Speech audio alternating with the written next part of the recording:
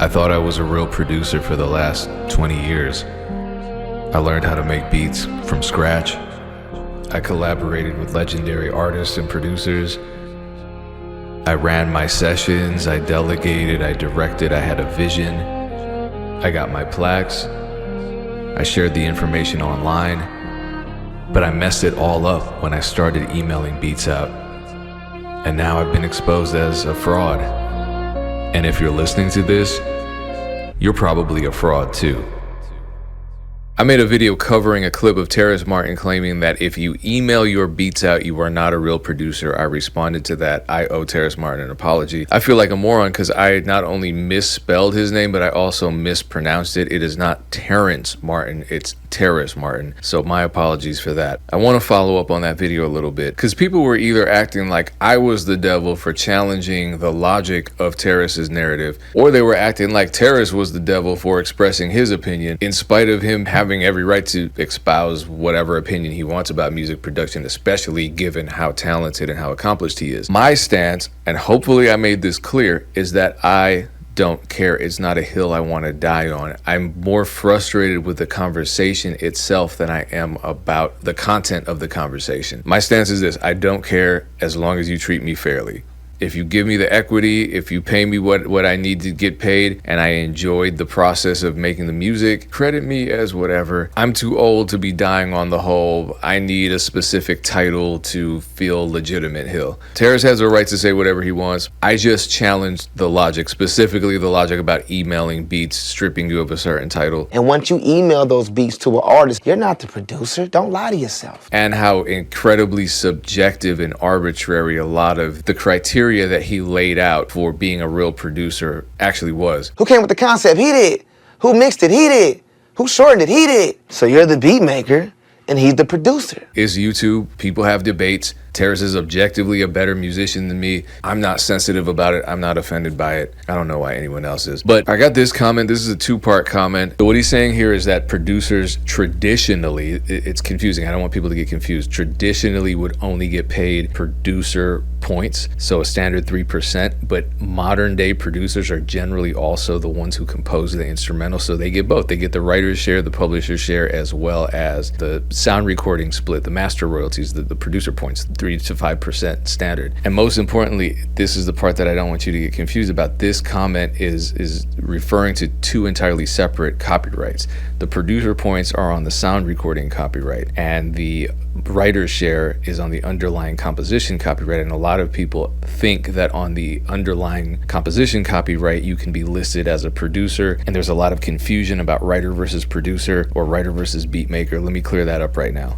Everyone's a writer when it comes to a PRO title registration. Whether you compose notes or write lyrics or program drums, you are considered a writer, and all writer shares are treated equally. 25% equity in a song as a writer, in parentheses lyrics author, has the same value as 25% as a writer, in parentheses as a composer. So who cares? Who cares about the title? I mean, if someone gives me 50% of a song's underlying composition copyright and I'm generating royalties from that, but they mislabel me as a programmer, what am I gonna do? Freak out and freeze everything, send all the royalties into escrow and be like, you didn't put me down as a producer? And then when they say there's actually not a producer category of writer, but you can be a composer, and then I lose my shit and freak out. And this actually happens. Some producers just don't know the music business, and it causes all kinds of problems. But it's silly. I don't care. We live in skeptical times. Maybe some of you watching this have never actually registered a title with a PRO. So here I am in my BMI account, and this is me editing a title for a real song, an actual real song. And I'm gonna go and edit the publishers and writers. So this is me as a writer.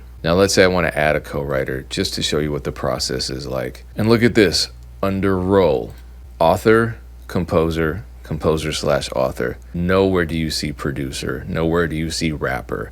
Nowhere do you see featured artist. You don't even see the word artist, because PROs and the underlying composition copyright is for songwriters. Here's the writer's share. So it doesn't matter what this is. It really doesn't matter. As long as you have a real number here that corresponds to the equity that this writer, whatever their role is, owns of that song, that's what matters, because that's how they get paid those royalties. They get paid based on their share of equity. Again, I don't know why this is such a big deal, but some people really value titles, especially when they've come up in a certain way or in a certain era. And I'm not talking about Terrace Martin himself. I'm talking about people in the comment section. But just for clarity, I don't think he's older than me, is he?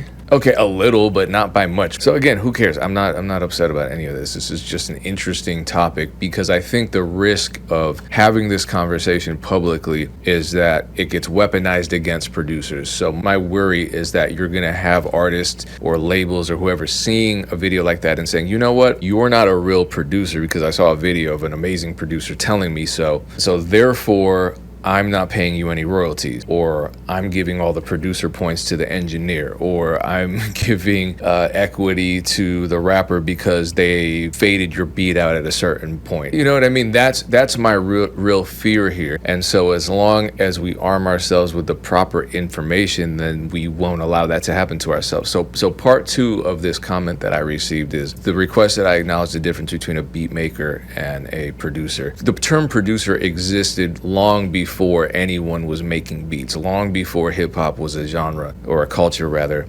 long before the invention of the SP1200 or the MP60. So of course they have to be different. So let's just go with that premise, right? A producer and a beat maker are completely different things. They're night and day. And what the difference is a producer finishes the song, they direct the session, they control the vision of the track, and a beat maker just makes the beat. Then why the fuck don't you let us produce? You say we just make beats and we don't produce. Why the fuck don't you let us? This is not in response to the person commenting. I don't know them. I'm talking about artists and A&Rs and labels and managers and songwriters in general. Very few of you let us take that role in the process of song creation. You take the beat from us, and then that's it. We don't hear back from you. And okay, I'm generalizing because it makes for better YouTube content. But let me be honest, there have been some rappers, but they are a minority, who have allowed me to produce. One, I don't know why I'm remembering this, but years ago I was in Miami,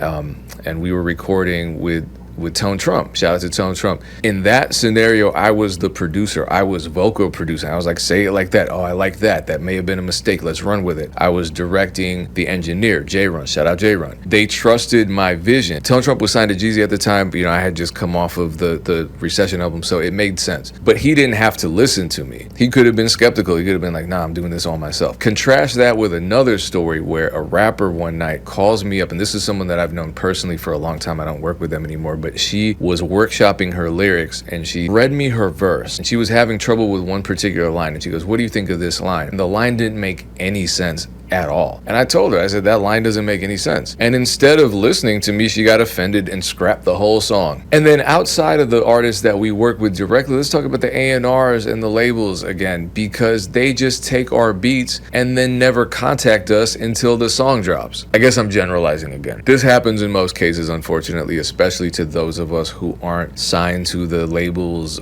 publishing wing, or who don't have A&Rs as our managers. Years ago, I had produced a track that Ludacris was writing to. They sat on the record for 5 years. Initially, Jay-Z was supposed to be on it. They ended up getting Rick Ross as a feature. Def Jam reached out and they were like, this beat is 5 years old. Can you update it? Here are the vocals. I was blown away because Def Jam, actually no major label had ever done that. So I was excited. I was like, oh, the pressure's on. I like this. So I brought in a session player.